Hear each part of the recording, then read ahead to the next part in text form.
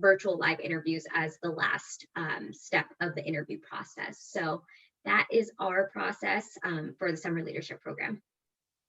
Thank you. And then Megan. Yes, so for HCBT, really similar to what the other firms are doing. We're currently recruiting for winter and summer 2022 interns.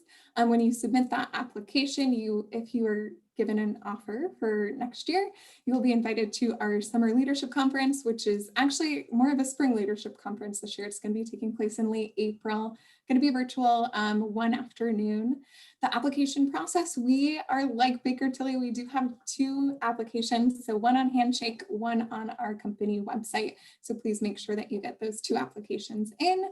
And the deadline is coming up quickly. It's going to be the day after Meet the Firm. So it's a week from tomorrow. February 17th is the deadline. So coming right up. And then Stella. Absolutely. So yes, we have our summer leadership program as well called Pathways. So again, a different name. We're going to have it virtually in May. I believe it's the 3rd week of May. So it's 3 days virtual, some local components as well as some national components. So you'll get to meet some of the partners, client showcases, things like that. So when you look on Handshake, you'll see all of our current positions. It won't note summer leadership program. What it'll say is winter or summer of 2022 internship for audit or tax. There are some consulting roles as well. And with that, you'll get an invitation to the Pathways program. So those positions are for students who have at least 2 summers left before their CPA eligibility date. So think of it as if you're graduating or be CPA eligible December 2022 or May, June of 2023, that's kind of like the sweet spot for those positions. And there are some current opportunities for this upcoming summer and upcoming fall full-time positions. LA office a little slim, but Orange County, San Diego, if you're interested in Phoenix or Seattle, I can also get you connected with those as well. Application, again, is on Handshake, but it will redirect you to our website. So I would encourage you to just go straight to the RSM US Careers website, and then interviews will be set March. Oh, and deadline's February 28th. Sorry, I don't know if I said that. Also the same deadline as our scholarships. And then next question, Abby. So what opportunities do students that are freshmen through senior have within your firm? And do also students have an opportunity to also do a rotational internship at your firm? And we can start with Garrett. Yeah, I jumped the gun a little bit on this one, didn't I? Seniors, if you're graduating, we have a few full-time 2021 positions left that would start either this summer or later in the fall. You can look on our website to find those. Juniors, sophomores, still eligible for the summer leadership program. Freshmen, there are a few things. If you check out our website, there's a couple of days here or there that you are eligible for as well. Rotational internships. So we at Baker Tilly doesn't do rotational internships. The reason why we don't do them is because we don't feel like it's a sufficient enough amount of time for you to really understand what each service line is like. And if you really think about it, when you picked what college you were going to, you didn't try out that college for a semester or 2 to find out if that was a good fit before jumping into it. So there are certain things in life where you have to make a decision on something without all of the information that you would like. You've done so previously. This is a similar setup where I highly, highly, highly encourage you to ask as many people, do as much research as you can. But with Baker Tilly, we don't offer a rotational internship. So you're gonna have to take your best guess at it. If it works out, great, awesome, that's life. If it doesn't work out, that's also life, and you make changes and move on from there. But that's kind of some background as to why we don't do a rotational internship. Larissa? Awesome. So I touched on this in the previous question a little bit, but for seniors, we do have full-time positions starting in January 2022. Whoa, sorry. And then we have internships for juniors for this upcoming summer, as well as the summer of 2022. And then for sophomores and freshmen, we do have Markham's summer leadership program, which will be happening on May 25th this year. And then we also do not offer rotational internships. We, like Garrett and Baker Tilly, we do feel that it is not an efficient amount of time to fully immerse yourself in one of the fields of either audit or tax. So short answer, no. Got it. Let's now we could continue on with Emily. All right, so for seniors, we do have a couple audit and tax associate positions left for the fall of 2021 open. So be sure to apply if you guys are interested. Be sure to apply on the Cohn-Resnick website. We have a list of all of our opportunities. Sophomores and juniors, we have the summer leadership program. For freshmen, as of right now, we don't have any particular program, but I will say on the bright side, on the positive note, you get to go through recruiting and kind of take a seat back and observe and not feel that pressure. So that's one thing that I will say for the freshmen. And so in terms of rotational internships, same thing with what Larissa and Garrett said. We just don't think that it's sufficient enough time to fully grasp, just the service line and what that entails. I can promise you, internships being 8 weeks, it will probably take you 8 weeks to even have a surface level understanding of the software. So yeah, just kind of in line with what Garrett and Larissa said. So we don't offer any rotational internships. Got it. Thanks. That's great advice, Emily, for the freshmen. And we could continue on with Megan. Awesome. So let's see, for juniors, we are currently looking to fill a couple more tax and audit internship roles. For seniors and any MPAC students that we have, we're looking to fill a couple of staff roles, both in tax and audit. Those applications are a little bit different. We don't need an application on Handshake. It's just on Lever. So it's just one application. We are reviewing them as they come in. So if you're interested in those roles, definitely get your application in sooner rather than later. As for rotational programs, same thing as what these guys said. Unfortunately, we don't offer any rotational internships. We have had some students in the past do, a tax internship and then do an audit internship like in the following winter. So that is a possibility, but it's sort of the same thing. It's not very much time to learn a lot of information. So our internships do focus on one service line. Thank you, Megan. And now Salam. Absolutely. So we don't do rotational as well at RSM. However, I have seen some students who, let's say you're in a tax internship, but you want to get some exposure to some specialty groups such as, international tax or state and local tax. There have been some opportunities there to kind of do some work in those different areas, but nothing specific to tax audit consulting, switching around like that. If we had you all for a year at a time and we can, get you signed for a whole year, of course, we would all want to do that, like a different thing each semester. Maybe we'll see how the future goes. Nothing specific for freshmen at this time, but definitely agree with Emily. It is never too early to start recruiting by being like an active observer, active participant of just seeing what it looks like. Because you never want to be at a place where it's like, man, I wish I knew what to do and now I'm trying to play catch up. Right now, we are actively recruiting for those students who typically, I guess, are in their sophomore place, rising juniors, if you will, for the Pathways programs and the future internships. And then for those who are graduating, congratulations in advance. We have some opportunities. I encourage you to go to the RSM website, especially if you're open to relocation or different offices, even within the Southern California area. I can definitely connect you with that correct recruiter. Thank you, Salam. And now Tara. All right, so currently we are recruiting sophomores for the grad dates I mentioned, so December 2022 to August 2023, or CPA eligibility. If you fall in that time frame, you'll be eligible for our summer leadership program. And that's for the LA market specifically. I mean, we have summer leadership programs in other markets, but I say that because we do have internships available for juniors, but that is in the Bay Area. So if you are interested in that, you can go on our website and apply there. But in LA, we're just hiring for the summer leadership program for audit and tax. Just so you guys know, audit has been posted, tax has not yet for the summer leadership program because we're still working out some details. So if you're interested in that, just keep an eye out on our website. Hopefully this week it'll be up. So yeah, we don't have programs for freshmen as well, not to be repetitive, but totally agree with Emily and Salam on why that is. And yeah, nothing for juniors or seniors right now because we're just looking for sophomores. We also don't have a rotational internship, same with what Garrett was saying.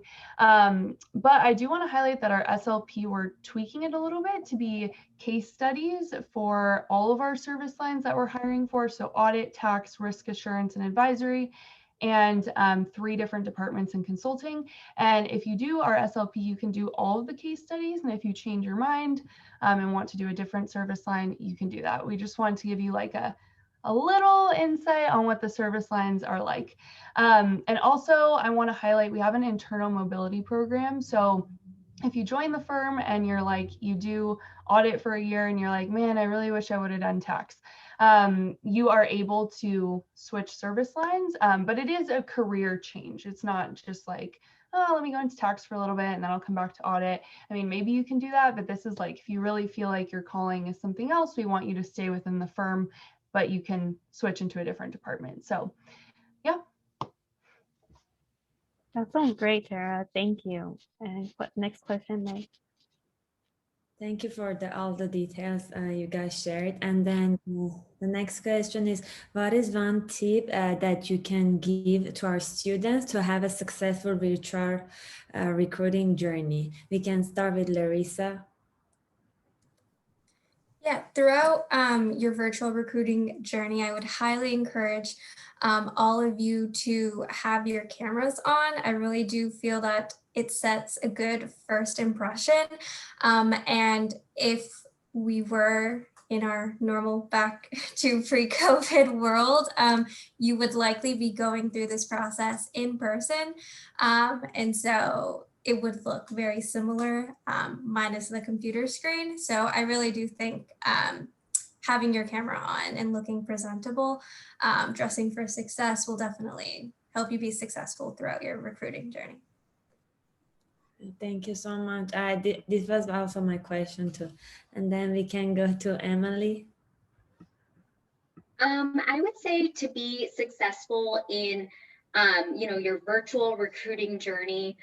So obviously preparation is absolutely key. You guys hear that all the time. That doesn't change in a virtual setting. I think, as Larissa said, have your cameras on, get comfortable with being in a virtual setting. I know it can be awkward at times, but this is just the world that we're living in, and we kind of have to adapt in order to stay on top of things. So one advice that I have for you guys is, I know, there's a lot of recruiting events at CSUN. There's a lot of networking opportunities as well. So what I would do is, for your virtual, like as you guys embark, especially before Meet the Firms, do a little soul searching, figure out what led you to this point? Like, why are you interested in accounting? Why are you interested in audit? Why are you interested in tax? Why are you interested in mid-tiers, aside from the fact that they're the greatest? But, but in addition to that, that will help you craft your story. That will help you come off a lot more genuine, because at the end of the day, more knowledge equals more confidence. So that's my tip of advice for you guys, is to do a little soul searching. So that way, anytime a professional is asking you guys a question, these are things that you guys have already thought about or talked through with yourself. So keep that in mind. And then also, just before any virtual recruiting event or any time that you guys are networking with a professional, go into that event or networking opportunity with a goal in mind, whether it's figuring out, what industries they specialize in, learning more about, the practices. The more that you have, if you have a goal in mind coming into those events, your approach will be a lot more focused and a lot more intentional. And I promise you guys that will go a long way. So those are just a couple tips I have for you guys. Thank you, Emily. And then Megan. Yeah, so I think my tip for virtual recruiting would be to bring all of the excitement and enthusiasm that you would have brought in person, but bring it to your virtual meetings. I think it's really easy to get caught up in this Zoom fatigue that we're all living. It's almost been a year that we've been living online. So it's really easy to just be like sort of nonchalant and casual about the interactions that you're having. But if you're excited about HCBT and you've done a little bit of research, you have reasons why you feel like this firm is a good fit for you, that's something that really resonates with us and resonates with our professionals. When we start to review applications, we're going to say, hey, this person was really serious about HCBT. And that is something that we're looking for candidates that have that enthusiasm and excitement. So just, put on that happy face, get a little bit hyped up, do a little happy dance before you log on. And it will go a long way in your connections and interactions. Thank you so much, Megan. All these tips are so helpful. And then Salam. Yeah, I definitely agree. Definitely some great tips. I would say being intentional about the events that you attend, kind of like what Emily said about having a goal before you go into these events. Like, for example, this type of event is a great opportunity to see a high-level overview of what the mid-tier market firms are looking for. But it's not necessarily a good event to network one-on-one with the recruiters or even with those from our firm. So I would encourage you, don't just come to these types of events, but also take the initiative to have those types of events where it's one-on-one. So kind of like a little plug for Meet the Firms, I encourage you all to go ahead and sign up for those one-on-one conversations on Handshake. I know it can be awkward. I've heard some people say it feels like speed dating, but when we were doing Meet the Firms and events in person, we were having, one-on-one conversations. And so you want to have those opportunities as well. And then just like when you're in an interview or you're at events and you're asking questions, make sure when you're attending events, you raise your hand or, have your video on, you're putting questions in the chat. So you're an active participant as well. Thank you. Awesome. And then Tara. Yeah, I would say have a good chunk of questions prepared. So I think when we were in person, a lot of people could just walk by your table or your booth, and there would be a lot of organic conversations that would start, or like organic, just like random things that you could talk about in conversation. And that happens a little bit less now because we hop on video and we're like, hi, how are you? Okay, let's get into the meat of things. And normally we're there to answer your questions. Like that's what we're here for. So I think a lot of times in the beginning of virtual recruiting, I found myself being like, hi, how are you? Like 2 minutes intro. And I was like, so what can I do for you? So, and I was ready for their questions. And sometimes people were like, I don't really have any. And I was like, well, what are you doing here?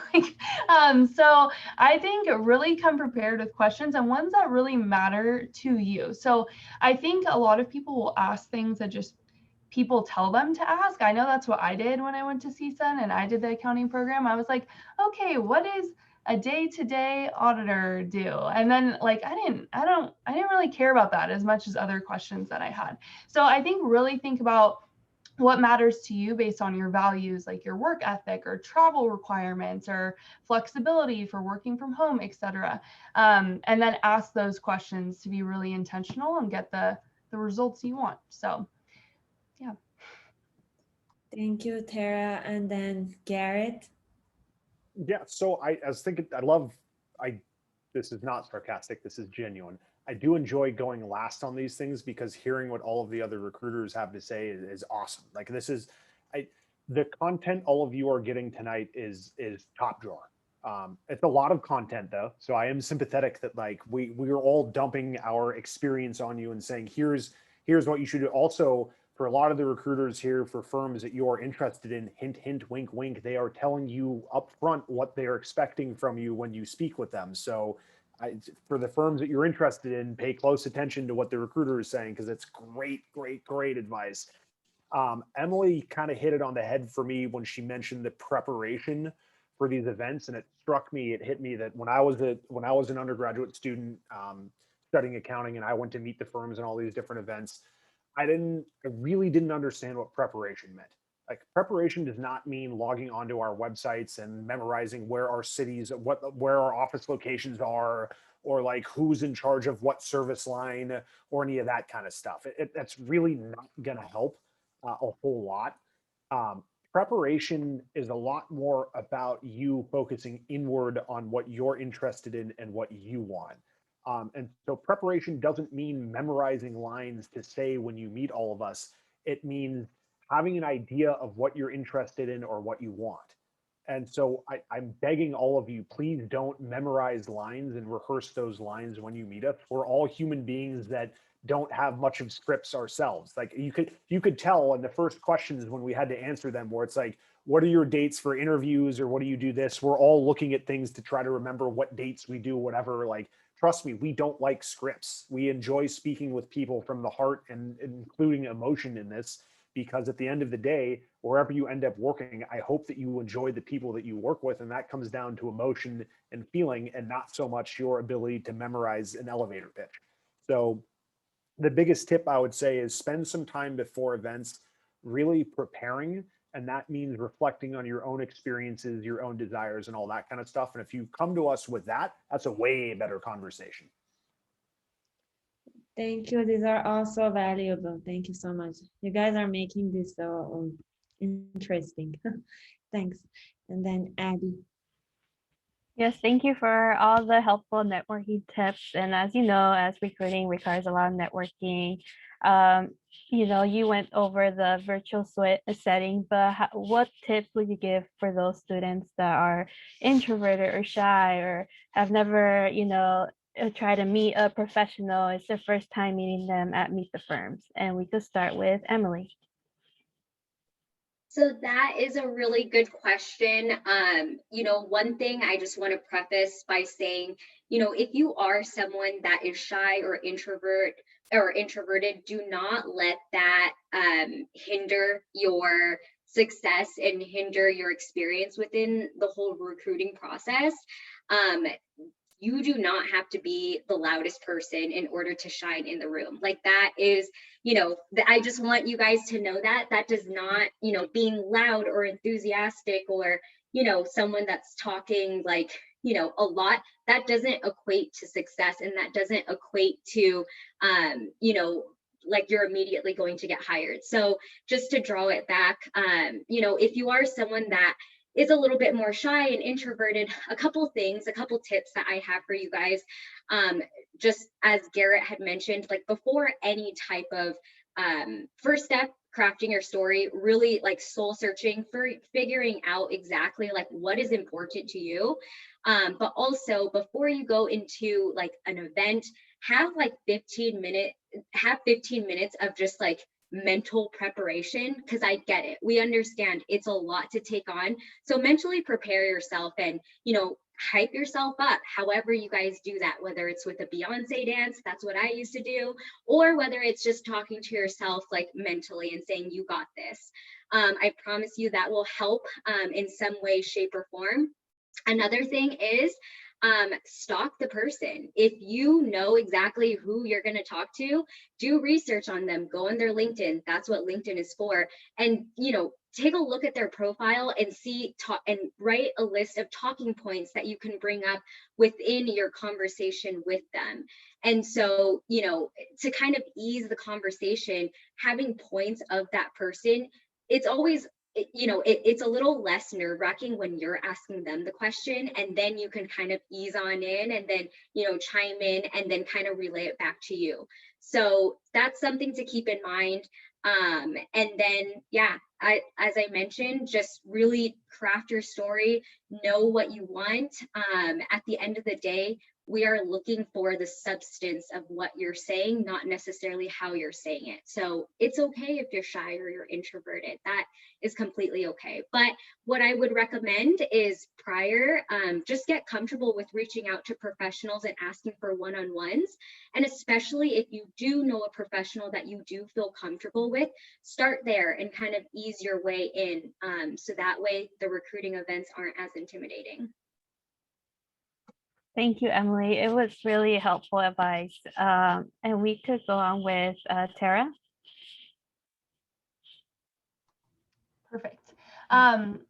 So this is hard because I am probably the furthest thing from introverted that there is. So I try to think of what, I mean, I don't want to speak for all of us recruiters, but I think we're all pretty extroverted. So it might be kind of hard. But I thought about this of like, okay, what do I do to like create common ground? Because I think that that's the key thing when networking, whether you're introverted or extroverted. It's hard because these are not organic conversations. You're not just meeting someone like in the grocery store. You're like, I mean, I don't even know if that's organic, but you're meeting them in like a setup. So it's kind of awkward. So I always tell people, don't be afraid to be a little bit vulnerable. And what I mean by that is like in your elevator pitch, like talk about where you grew up, talk about a big thing in your life. Like I was a competitive cheerleader for many, many years, and I always bring that up because it's part of my character. It's why I'm so peppy, probably. And you just want to be a little bit vulnerable to show the human side of you and who you are. And it also gives professionals like little nuggets of info to pick up on and expand the conversation more. So for me, that's how I try to create common ground. I do the same thing with them. Like they offer up a little bit of something and I try to expand on that. And also prepared, just like Emily was saying, like I used to talk to myself in my car about like hypothetical situations, and I would just sit there and be like, tell me about yourself. And I'd be like, my name's Tara and I do that. Like I would talk to myself all the time. And my people in the cars next to me probably thought I was a nut job, but that's okay. So, but it really helped me feel like, okay, I'm not going to be super awkward. I have a little bit of substance. I practice a little so I don't sound scripted, but I sound prepared. So yeah, I have some other tidbits, but I'll let the other recruiters chime in case it overlaps. Thank you, Tara. We could go on with Larissa. Yeah, so definitely think preparing beforehand is a great tip. And this is going to sound a little cliche, but I think really just being yourself. I think at the end of the day, the purpose of networking is for you and the person you are networking with to get to know each other. And I think really you are the person who knows yourself the best. And by being yourself, you'll really be able to sell yourself and help connect with whoever it is you were trying to network with. So yes, you've probably heard it before, very cliche, but just be yourself. And yes, that's my tip. Thank you, Larissa. It's really helpful. We'll go on with the next question so we could have chance to answer all the questions. So May? Just to comment on Tara's answer about talking to herself, I usually dance, so next time I think I have to talk instead of dancing in the car. That was a good tip. Dancing works too, whatever helps you get ready. Okay. Next question is Megan can answer. Sometimes students get nervous when speaking with professionals and don't give the best first impression. What are some tips to avoid this that you have seen worked? Yeah, so I think Tara sort of nailed it with saying practice. The more you practice, like the more normal it's going to feel. It's funny, I was practicing for my CSUN speaking engagement earlier. I had my fiance ask me some questions and pretend he was an accounting student. We do it too. So it definitely makes you feel a little bit less nervous. Also, I don't think like every single interaction, maybe if you go away with an interaction feeling like it wasn't the best reflection of yourself, that doesn't mean it has to be the final interaction that you have. Like set up a coffee chat or set up another conversation where you can, represent yourself a little bit better, get a little bit more prepared, maybe be a little bit more relaxed because you've already had that touch point. But at the end of the day, we're just like you guys. We are just normal people. We get nervous, we get excited, might not always be on our A game, and that's totally okay. And we're very understanding of that, especially, when we are doing all of this virtually. We're still getting used to it here. So definitely, practice and remember, every single interaction, it's not final. You can always, make another touch point in the future. That's so true, because every time that I ask from my CFO, there's a make believe they also get nervous when they want to do interviews. It's not just the interviewer. It's also the managers, I guess. So, and then Salam, if you could answer this question. Yeah. I can definitely add to that. I would say, there's not a lot of things you can control when you're interviewing and things like that. And there'll be times when maybe your emotions get to you or the nerves, like you said. But the things you can control, try to control those. So, for example, I know my dryer has this really annoying noise once the load is done. So before an event, I make sure I'm not running my dryer, because if it goes off, I'm going to be like in my head, like, oh my gosh, did the students hear that? And I'm going to get distracted. Turning your phone off, whatever that may be for you, making sure that maybe there's a sign on your door so your parents or your roommates know not to come in. So I would say those are some things, some pre-steps you can do to prepare yourself, using the restroom before your interview, whatever you can control, trying to do those things beforehand. Thank you so much. And then Larissa. Yeah, so I think definitely preparing beforehand, but I also get nervous in the moment, even while I'm interviewing others.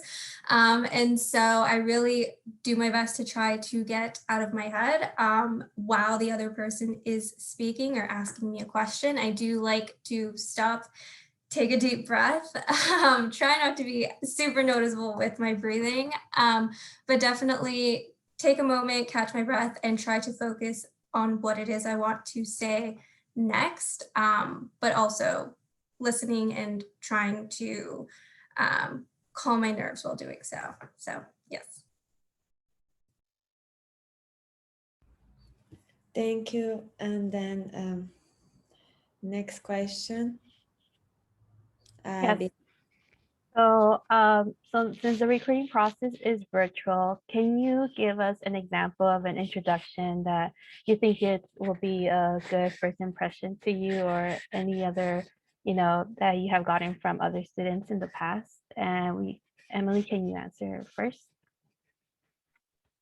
Yeah, I think in terms of, introductions, one thing that I want to point out, there is no playbook in terms of just what the perfect response or what the perfect introduction is, because again, everyone is different. Whoever you're even talking to, your audience is going to be different. So one person might be captivated by what you said, but another person might not necessarily, whatever. So the point of making a good impression with just introductions, one is prior to when if it's in an interview or a virtual recruiting event, take the time before to, again, mentally prepare yourself and feel calm and bring that energy into that conversation. Because if you're doing something stressful prior, whether it's doing a load of laundry or whether it's, arguing with your significant other, whatever that is, that's going to carry on into your first interaction with the person. So be in a calm setting, mentally prepare yourself. That's one thing. And then one other thing I wanted to bring up is everyone is different. And so everyone is unique in their own ways. And so find out what is unique about you, and, how has it gotten you to the point that you're at now? So like I said, just figure out what it is that, kind of gives you that competitive advantage, or, what makes you you, whether you come from, a non-traditional background, whether you were a competitive cheerleader, whatever that is, kind of, bring that out and really maximize on that. So those are just two tips that I have for you guys. Thank you, Emily. No, that's really great advice, trying to find what's really unique about you. We could go on with Garrett. Yeah, I'd kind of say, when you introduce yourself, let's keep things a little simple here, guys. Tell us your name and say that you're really excited to be here and you're happy to meet us, right? Let's start with that. I think Tara may have mentioned this earlier, but I also I fall victim to launching right into business. It's like, who are you? Why are you here? What can I do for you? Let's go, go, go, go, go. It doesn't have to be like that. It really doesn't. And kind of what Emily was saying in terms of there's no playbook for this. There's no script for this. So let's treat this like a relative, attempt to treat this like a relatively normal conversation. Hi, my name's Garrett. It's really nice to meet you. Then you can kind of, if the other person has questions for you, you can kind of go from there, but you also do need to have an idea of what you're looking for. And while that may not necessarily be a job or an interview or an internship or something like that, do have some idea of like, what would you like to know about this person? How long have they worked at the company? Did they go to CSUN as well, or did they go to a different college? Did they study accounting? And like, so, and it's okay if it's not like super polished or suave or debonair or whatever. And it's like, we're not looking for you to be like super smooth and articulate with this. This is okay. Like, we're trying to like have a regular conversation like you would just start off, and we can kind of pick away until we eventually find some common ground on what both you and I are interested in. So that's typically kind of the advice I would say is kind of take a deep breath and start slow. Just, hi, my name is Garrett. Very nice to meet you. I'm excited to be here tonight. I'm studying accounting at CSUN, and I think I want to get into this. I think I want to get into audit because I've heard that you get to travel a lot, and so I'm just here to try to learn a little bit more about the audit profession. Start with that, right? So. Thank you, Garrett. And we could go on with Tara. I love Emily and Garrett's advice. I agree with all of it. What I will add is I think how I start conversations virtually, since it kind of does hop into business pretty quickly, is I'll usually say, why don't I introduce myself, then you can introduce yourself, and then we'll talk about kind of what you're looking for and a little bit about the firm. But you can take that into your own hands too. Like, I would not be bothered if a student was like, why don't I introduce myself? I could learn a little bit about you and then figure out what opportunities are available. I'd be like, excuse me, okay, let's do it. I'd be blown away. So I think you can totally do that. And then as far as your intro, I always tell people the same thing. This is my personal advice and what I did when I was at CSUN, but I always say a good framework is past, present, and future. So talk a little bit about you before you were a CSUN student, give a little bit of background on who you are, then where you're at now and where you're headed and what you're looking for. So I can give you guys an example because it sounds kind of confusing and kind of long, but I used to say, like, I did this in interviews and networking events, and I'd just be like, my name's Tara. I grew up in Santa Clarita. I was a competitive cheerleader for many years. I wanted to be a hairdresser, somehow fell into accounting, and I actually really like it. So now I'm an executive in the Accounting Association. I was a treasurer, I think. I can't even remember, but I'm a treasurer in the Accounting Association, and I'm looking for an internship in audit with a mid-tier firm. And that's all I would say. And then it gives then the conversation would go into like, my daughters do cheer, or my friend is from Santa Clarita, or blah, blah, blah, which are the nuggets that I was talking about. If you open up a little bit, the conversation can go in so many different directions. So that's my advice on intros. Thank you, Tara. No, thank you for providing us an example. I think, the students have somehow an idea, of what they also done, and they could also put it together like yours did. Meg? So the next question is, many CSUN students do not have time to fully participate in many events, and because of work and family obligations. What are some tips that you can give students on how successfully recruit? We can start with Garrett. Yeah, I was thinking about this. This was one that I kind of, this is a good question. First of all, the remote environment is absolutely perfect for somebody who has a super busy schedule, who can't make it to events and all that kind of stuff. There's no more driving. Even if you can't make it to an event, many of them are still recorded. So you could, if you really want to get the content, you could do it that way. This is an environment made for just emailing and doing your own research. Oh, you don't want to jump on a Zoom with someone? Totally get it. Just drop your questions in an email to them and carry on an email correspondence that way, right? Like, there's a lot that you can do to kind of collect information without ever having to actually talk to anyone or attend a whole lot of events if you can't make it.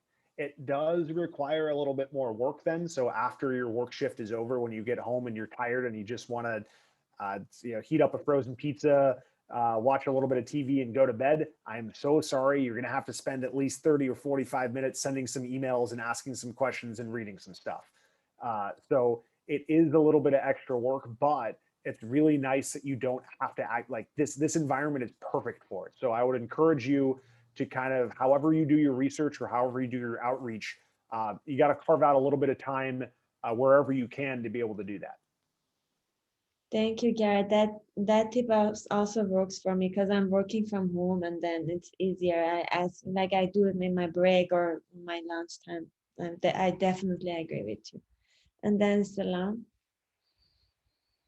Yeah, I would definitely say, the virtual aspect definitely has that convenience factor. I don't want you all to feel like you have to attend every single event. We don't expect you all to attend every single event. I know there's some events that I don't attend and some of my colleagues will attend on my behalf, but I definitely think you have to attend the events that are going to allow you to meet that goal. Like we had discussed earlier, like Emily had given you an example of, make sure you have a goal in mind for this event. Are you strictly attending this event just to get points for, I don't know with the Accounting Association if you have attendance points, or are you truly attending this event to get the content? Because in that case, you can listen to a recording later.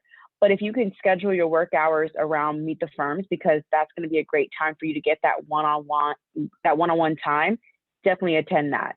So I think for those who have super busy schedules, you're going to have to look at that semester calendar of events and really kind of prioritize, okay, what's going to give me my best bang for my buck, if you will, regarding your time. So again, don't feel that pressure to attend every single event, but I do think you're going to have to map out what's going to give you the best, goal for you. Thank you so much. Absolutely. And then Tara? I really agree with Salam and Garrett. I can relate because I worked full-time when I was in school. And so I had like a really weird schedule where I worked 2 to 8 p.m. through the week and then Saturdays all day. So really it was like super hard to attend events. But doing high impact events like Salam and Garrett were saying, like where you'll maximize networking with professionals is probably your best bet. And also I talked to VITA ALPFA and Accounting Association leaders and was like, hey, this is my situation. I still want to be involved. Like, what do you think I should do? Because sometimes it's hard to get the full picture. And so talking to leads of the organizations, maybe they can help you figure out where you can fit in. Also, I'd say make yourself known in other ways. I think we tend to hire or bring people in for interviews that we know, we're familiar with and we really like. That's kind of like my first pick anyway. I'm like, oh, I know them. And that doesn't take much. Like if you show up to Meet the Firms and this panel and maybe some of our national events and send us an email, that sounds like a lot. But if you did 2 of those things and shot us an email and kind of kept in touch, I'd be like, oh, okay, I know this person. Or if you were just transparent and you were like, hey, I don't have a lot of time to attend these events, but I'd love to set up a coffee chat with you and you could introduce me to some professionals and I could do the same thing with them. That would go a long way. So taking the reins, taking it into your own hands when you can go to events and also scheduling some yourself, I think is key.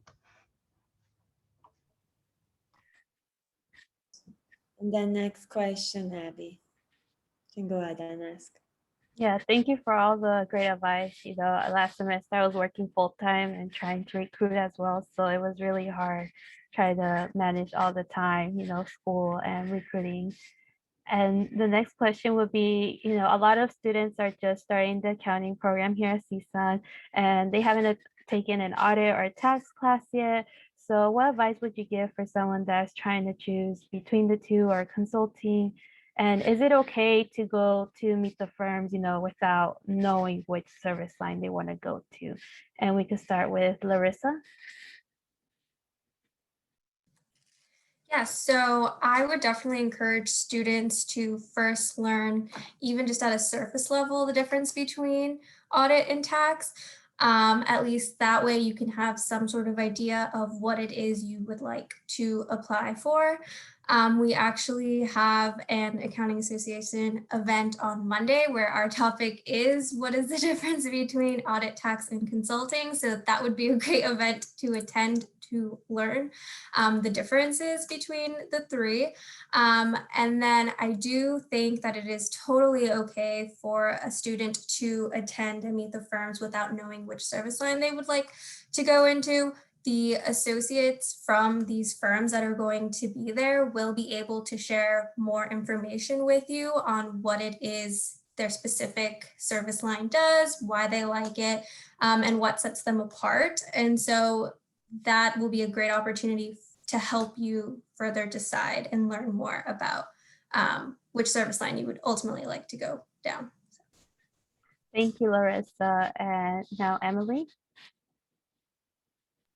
Yes. So, yeah, I guess what my advice would be, I completely understand. I think back of when I was a sophomore, I had no idea whether I wanted to do audit or tax. To be completely honest, I didn't even really know what audit, like actually understand what audit and tax is. So I totally understand. But what I would say is, you know, with anything that you pursue, first step is research. You know, research what the fundamental differences are, understand, you know, with tax and audit in terms of like, you know, like in terms of a working environment. Audit, you're going to be working, it's very heavily based in team settings. Tax, a little bit more individualistic in what you do.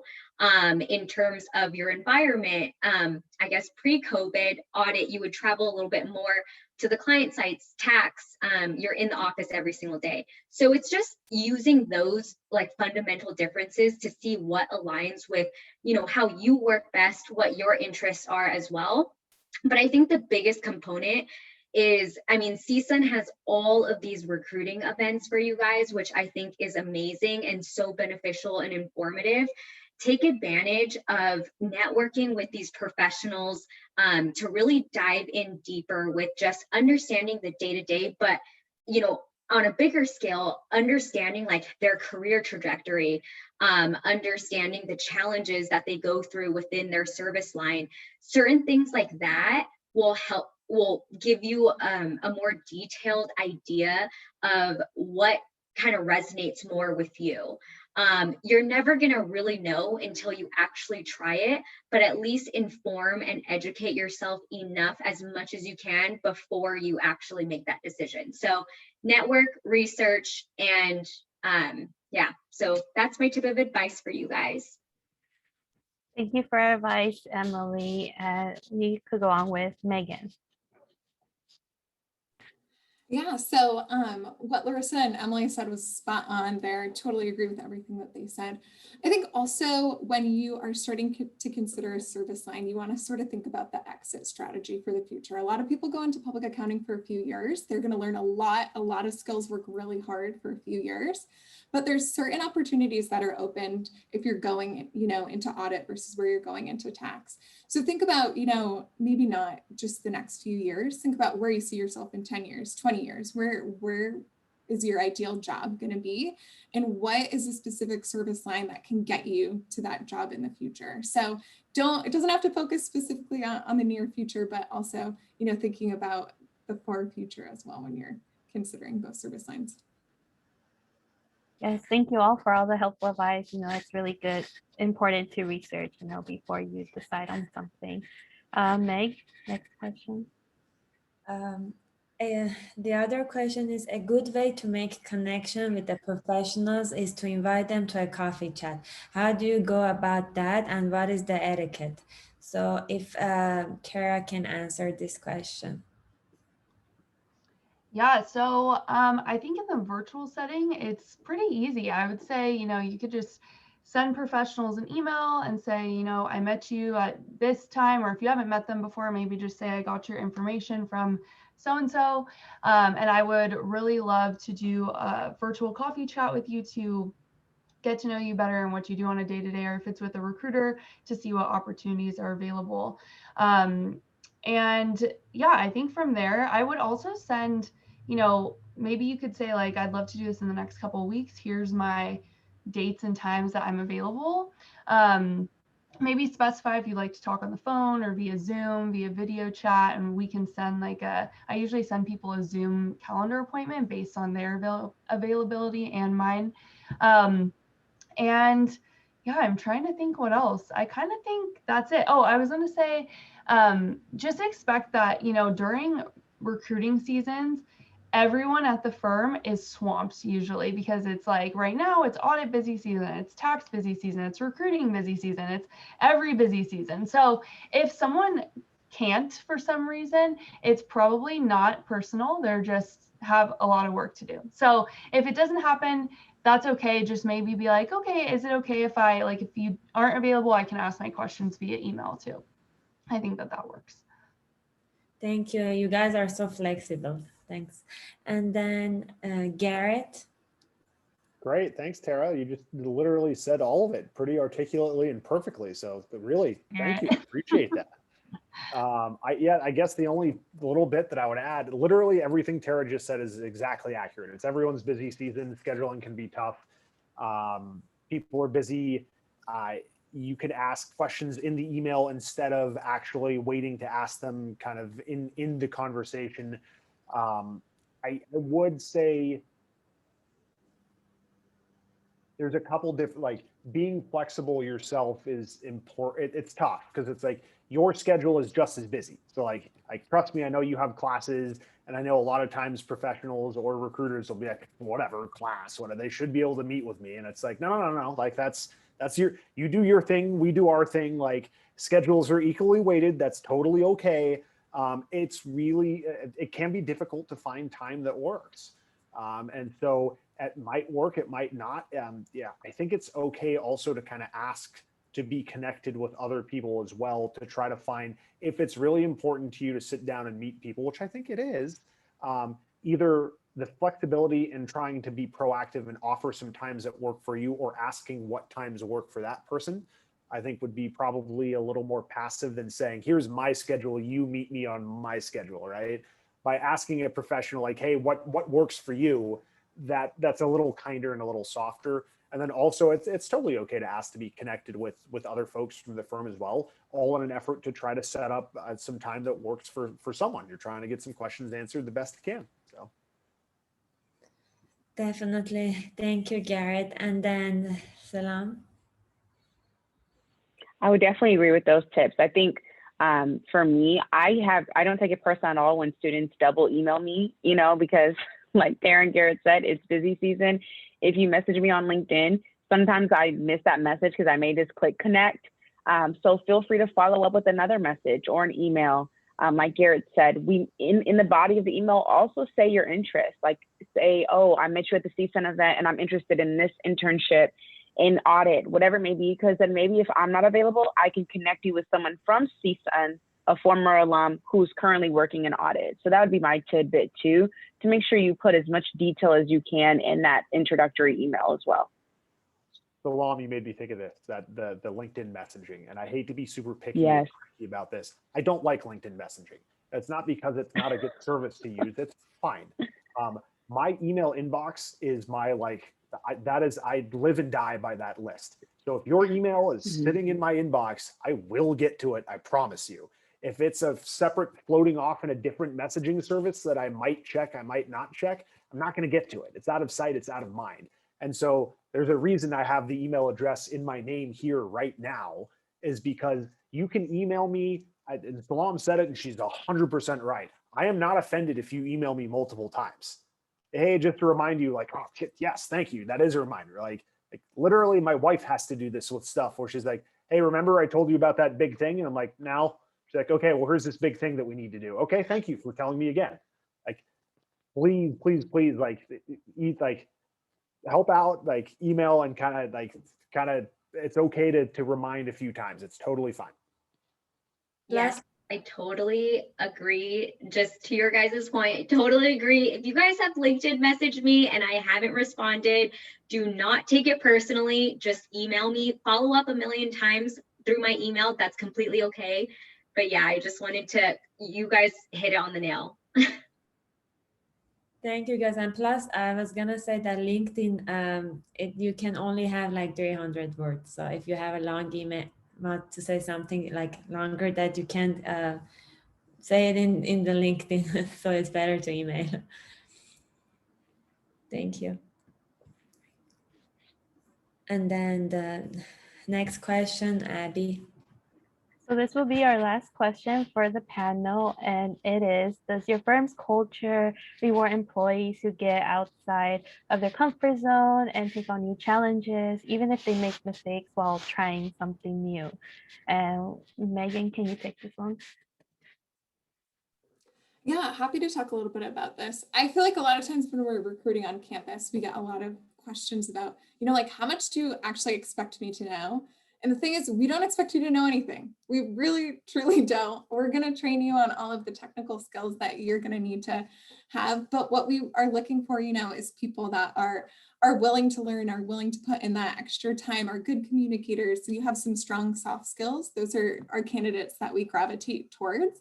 So yes, we expect you to make mistakes. We expect you to make lots of mistakes, but we also expect you to learn from those mistakes so that you are, not consistently making them, that you're growing, that you're taking on more responsibilities, learning new skills, and really mastering some of the simpler tasks that you are assigned as an intern or a staff so that you can be promoted and can continue to grow and develop, within the firm. So definitely, we definitely reward employees that maybe are going outside of their comfort zone, that are making mistakes, but also that are learning and growing and are continuing to progress in their career. So definitely at HCBT, that's the thing. That sounds awesome, Megan. Thank you. And now with Emily. Yes, so that is something that I think, all of us can say, hopefully I'm speaking on behalf of all of you guys, but yeah, the world of public accounting, there is so much to learn. Partners still to this day are making mistakes because, there are just the amount of information to learn that's always changing.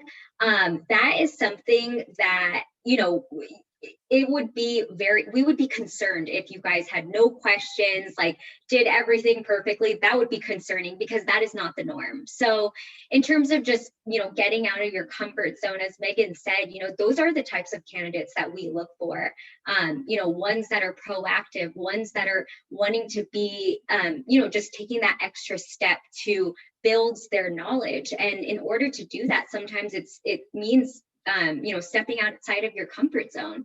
And so that's really how you learn. That's how you learn your interest. And yeah, one thing that I can just tell all of you guys, I'm sure virtual recruiting and virtual learning was something that was completely out of your guys' comfort zone and something that you guys did not even expect. So one thing I just wanted to tell you guys, although I'm sure it's hard at times, you guys are a part of something that's so special because us as professionals and us as recruiters, we look at you guys and we think, okay, they are developing this skill that other students are not gonna, they're not gonna have the skill of being able to be resilient, being able to be pushed outside their comfort zone. So, I think you guys are in a really good position to be comfortable with being uncomfortable.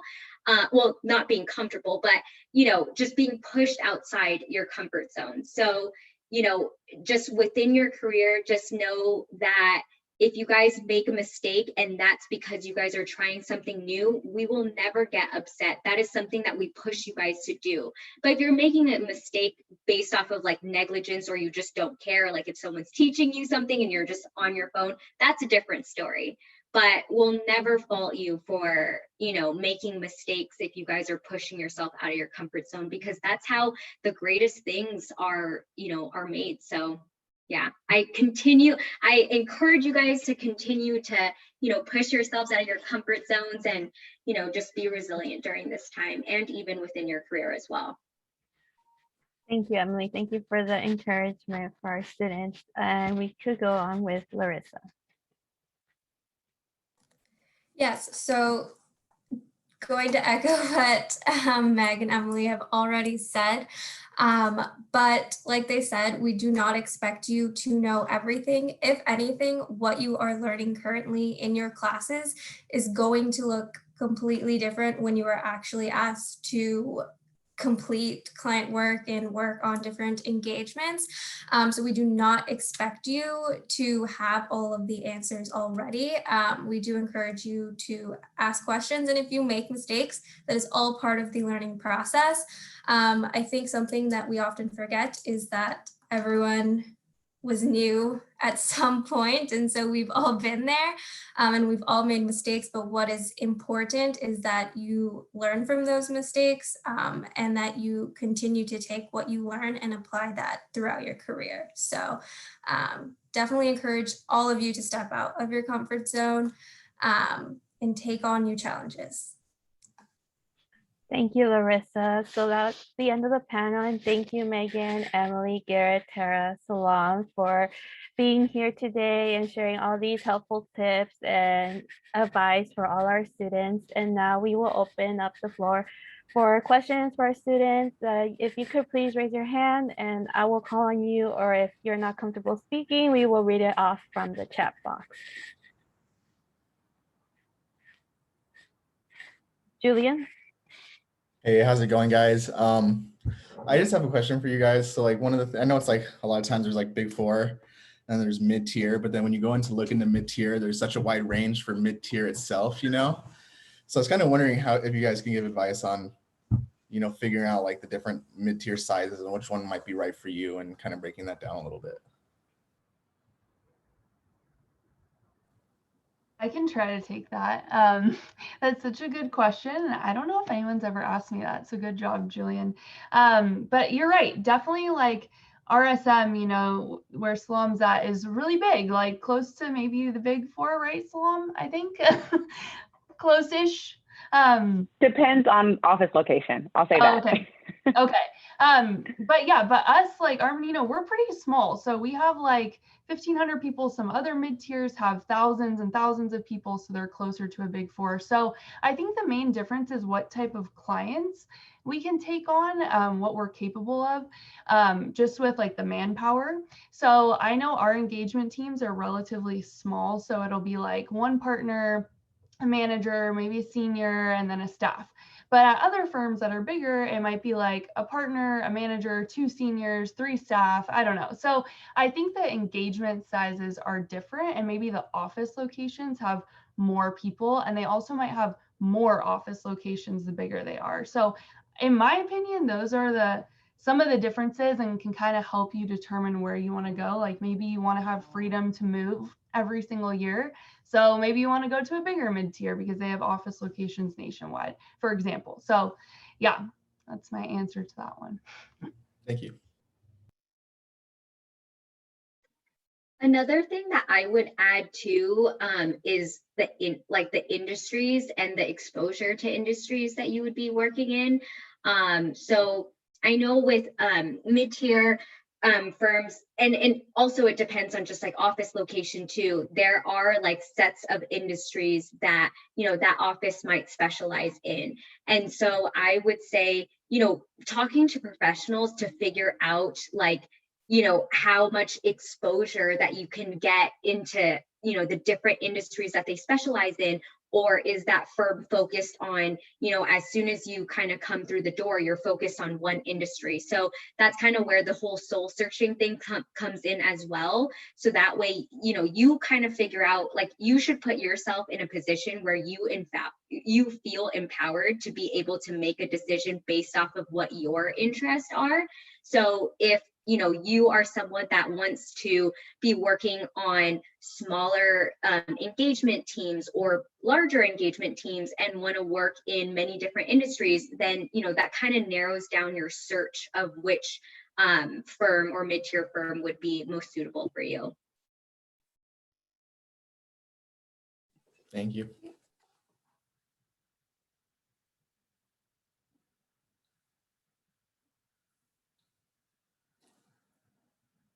And I can add on, Julian, too, just a little bit about HCBT. So I guess even across the we have 8 offices in Southern California. So dependent on which office that you apply to and which office you're considering working at, there are different cultures sort of in each of those offices. So like Camarillo, we only have 12 professionals that work there. So maybe that's not the type of environment that you're looking for, but like West LA is our headquarters. We have over 150 people that do work there. So even sort of within, each firm, there is a little bit of a different culture based on which group that you end up at least on the HCBT side. So the more professionals that you meet, the more interactions that you have, you can sort of pick their brains a little bit about that.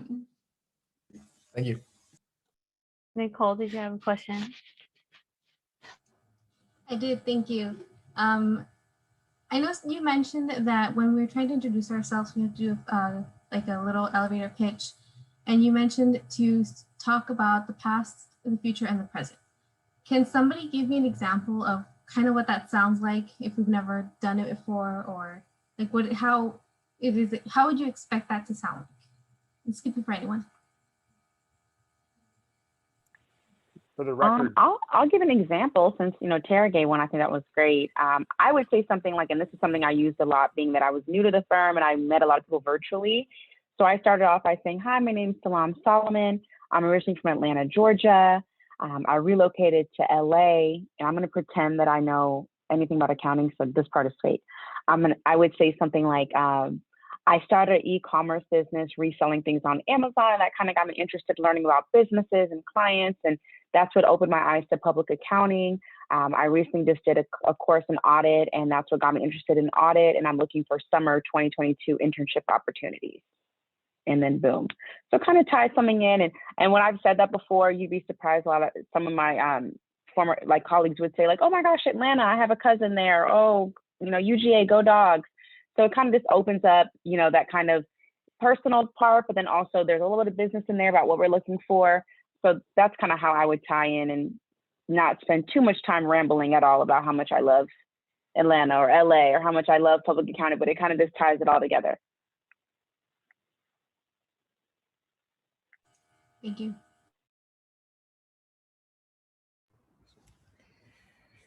So thank you, guys. If you guys don't have any questions, oh, Gabriela, go ahead. Yes. Hi, everyone. Quick question. You all emphasize the importance of researching firms beforehand. Besides the company website, do you have any other websites or publications you recommend to stay current on firm news? do you work for LinkedIn? I mean, geez, softball that. If LinkedIn is the absolute best place to research firms because it lets you filter everything. So you can filter HCBT, CSUN, and you're going to find everyone that works at HCBT that went to CSUN. Well, not everyone, the people who have updated their profiles that have this accurately reflected. But to me, LinkedIn is one of the best places to go to, other than the firm's website. Any of the social media outlets are going to have a lot of great content about the firms, but for me particularly, LinkedIn is awesome for filtering to find out who at that firm you're trying to reach out to. So that, say for example, you talk to Megan, you now have a list of 3 or 4 names that went to CSUN, they're tax professionals, went to CSUN, and they work at HCBT. You can now reach out to Megan and ask her to connect you with those specific people because you know that you're going to have something in common with them already. So I think LinkedIn is the best for that. Thank you. Gabriella, I would also say this isn't exactly like something to look up, but when I was at CSUN, I knew a lot of people that had offers at different places. So I think you could also talk to them too. Like word of mouth is really helpful. So I think you see like just standard stuff usually on websites, and a lot of our websites look the same or very similar. But when you talk to people about why they chose a certain firm, like your peers, they can tell you like, oh, this is what stood out to me. They're really big on nonprofit, or they're really big on this or whatever. And I met professionals and they told me about this. And then you can kind of have that inside scoop to your advantage, and that can helped me. Thank you, Tara. And the last question is for Justin. I think he has a question, and then we're gonna wrap up. Hi. So say you're someone who starts recruiting their sophomore year and you know, you're going to keep going through this process. How often would you keep up to maintain these connections? Like, say it's like a real valuable person. How often should you reach out, like every year or something?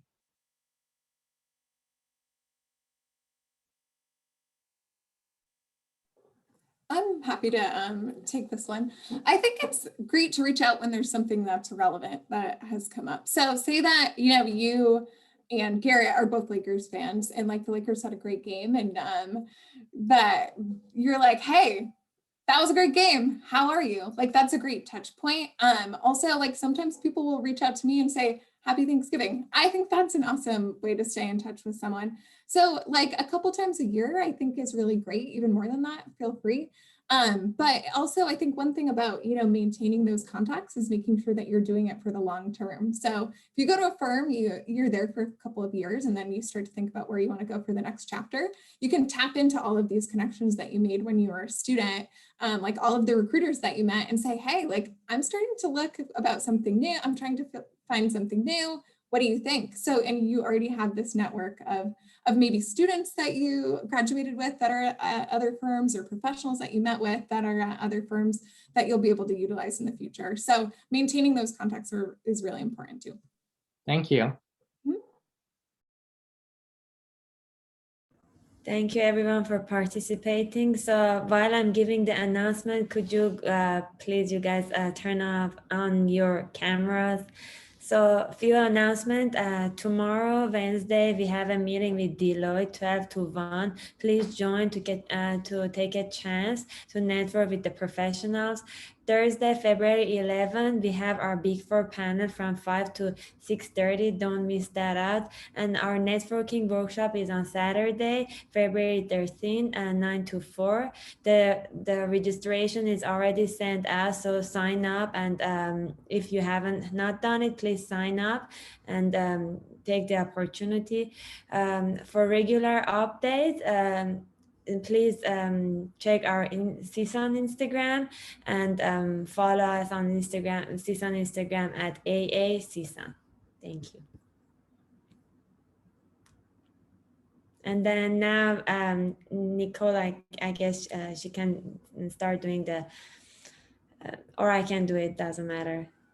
Okay, we'll do a countdown. Okay, 1, 2, 3. Oh wait, I have to wait for the chat to go away because then people won't come on in the picture. Hold on. Okay, 1, 2, 3, smile. Let me make sure it worked because last time it did not. And that was a big fail. Hold on. See, good thing I just checked. It didn't. Okay. Wait, 1, 2, 3, smile.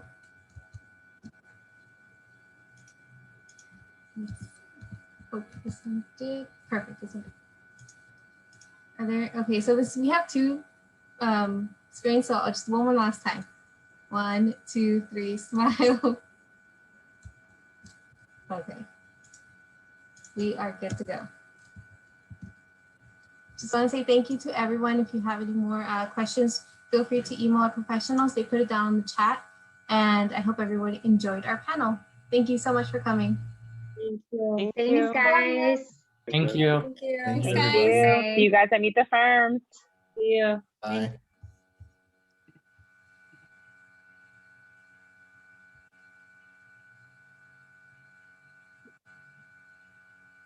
Good job. You both did really good with the panel. Thank you, Brianna. Now